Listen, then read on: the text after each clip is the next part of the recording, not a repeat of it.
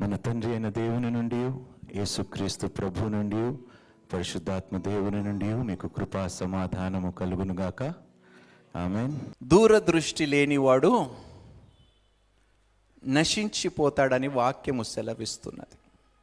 A man without a vision. దూరదృష్టి అంటే ఏమిటి? ముందు చూపు అంటాం మనం, అవునా? దూరదృష్టి లేనివాడు నశించిపోతాడు.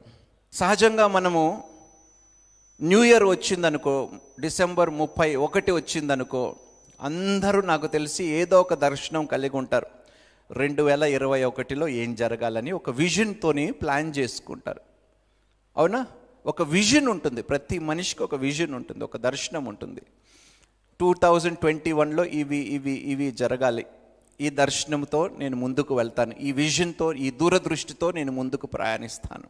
కానీ ఇవంతా శారీరక సంబంధమైన దృష్టికోణముతో మనం చూస్తున్నాం. కానీ ఆత్మ సంబంధమైన దర్శనాలు కలిగి ఉన్నామా?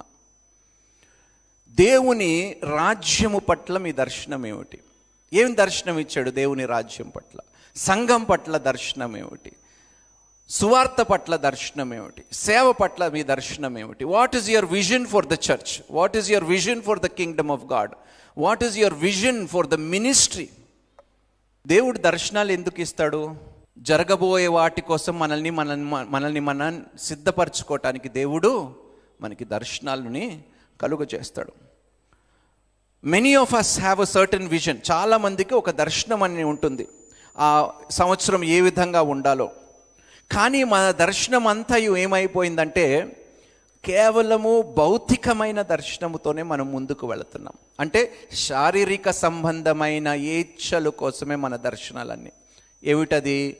ఉద్యోగము కోసము, డబ్బు సంపాదన కోసము, ప్రమోషన్స్ కోసము, వివాహము కోసము, గర్భఫలము కోసము, అన్నీ భౌతికమైన విషయాల కోసమే దర్శనం.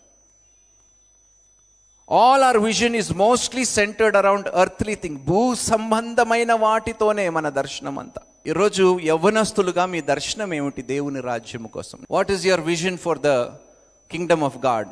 యవ్వనస్తులు దేవుని రాజ్యము కోసము ఎలాంటి దర్శనాలు కలిగి ఉన్నారో ఒకసారి చూద్దాం మనం. దేవుని కోసము, దేవుని రాజ్యము కోసము, సువార్త కోసము, సంఘము కోసం నీ దర్శనం ఏమిటి? ఎలాంటి దర్శనం కలిగి ఉన్నావు? ఎలాంటి విజన్తో నువ్వు ముందుకు వెళ్ళాలనుకుంటున్నావు? భూ సంబంధమైన విషయం ఏంటి నీది? Government job. పరలోకము కోసము వాట్ ఈస్ యువర్ విజన్? ఏం చేయాలని కోరుకుంటున్నావు? దేవుని సువార్తను ప్రకటించాలి. ఇప్పుడు గవర్నమెంట్ జాబ్ కోసం నీకు ఒక విజన్ ఉంది, రైట్? ఆ విజన్ కోసం నువ్వు పని చేస్తున్నావు. ఆ పొందుకున్న తర్వాత పలానా పనులు నేను చేస్తాను కదా. మరి దేవుని రాజ్యం కోసం ఏమి ఆలోచనలు కలిగి ఉన్నావు? ఎలాంటి దర్శనం కలిగి ఉన్నావు? రైట్, ఆదిని అడుగుదాం ఒకసారి. నా లైఫ్లో గొప్ప విజన్ ఏంటంటే, నాకు మ్యారేజ్ అయిన తర్వాత నాకు పుట్టబోయే పిల్లల్ని నువ్వు మాత్రం చేయవా? నేను చేస్తానన్నా. అంటే సువార్త కోసం నేను పాటుపడతా, కానీ నా కుమారుల చేత, నా కుమార్తెల చేత ఎక్కడికైతే చీకట్లే కానీ కొండల్లే కానీ ఎక్కడికైతే సువార్త వెళ్ళదో, నా కుమార్తెలు, నా కుమారుల చేత అక్కడికి సువార్తను తీసుకెళ్లాలని ఆశపడుతున్నాను. గొప్ప ఆశ. నువ్వు ఆశపడుతున్నావు, కానీ నువ్వు ముందు వెళ్ళకుండా నేను వెళ్తున్నాను అన్న. కాదు నాన్న, నీ బిడ్డల్ని నువ్వు చీకటి ప్రాంతాలకు నువ్వు పంపించాలనుకుంటే నువ్వు వెళ్ళాలి కదా. నువ్వు వెళ్ళి ఎలా ఉంటుందో అది అనుభవము కలిగి అప్పుడు వారికి చెప్తే వారు కూడా వారిని సిద్ధపరచుకోవటానికి బాగుంటుంది, రైట్? సో నీ విజన్ ఏమిటి? సువార్త వ్యాపింపచేయాలి, రైట్? సువార్త వ్యాపించాలి. ఎక్కడికైతే సువార్త వెళ్ళదో అక్కడికి తీసుకెళ్ళాలి. That is your vision. ఎక్కడికైతే సువార్త వెళ్ళదో అక్కడికి ఏమి ప్రిపరేషన్ చేస్తున్నావు దానికోసం? దేవుని అడుగుతుంటానన్నా, నాకు ఆ శక్తిని ఇవ్వమని. ఇచ్చేశాడు. ఇవ్వనిదంటూ దేవుడు ఏమైనా ఉన్నదా? ఇప్పుడే నేను వాక్యం చెప్పాను. ఎందరైతే ఆయనను అంగీకరించారో ఆయన కుమారుల గుట్టుకు ఆయన అధికారం అంటే ఏమిటి? ఆయన దగ్గర ఉన్నది సమస్తం మనకి ఇచ్చినట్టే కదా. సో నీ దర్శనం ఏమిటన్నావు? సువార్త వ్యాపించాలి. ఇంకా వెళ్ళని చోటుకి నువ్వు సువార్తని తీసుకెళ్ళాలి. ఎలా? దానికి ఒక విజన్ ఉండాలి కదా.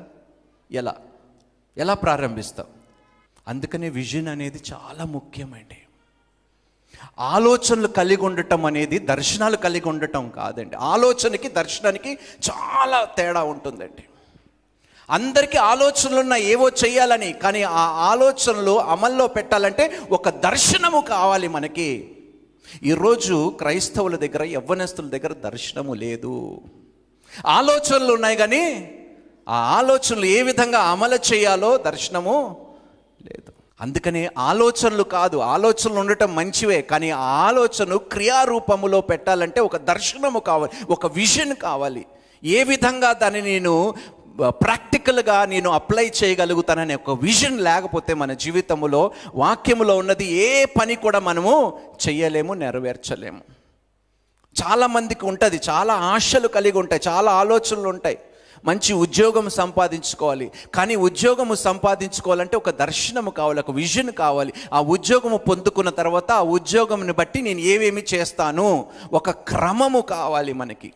Vision is nothing but placing everything in order. ఒక క్రమముని మనం ఏర్పరచుకోవటమని ఒక దర్శనాన్ని అంటాం.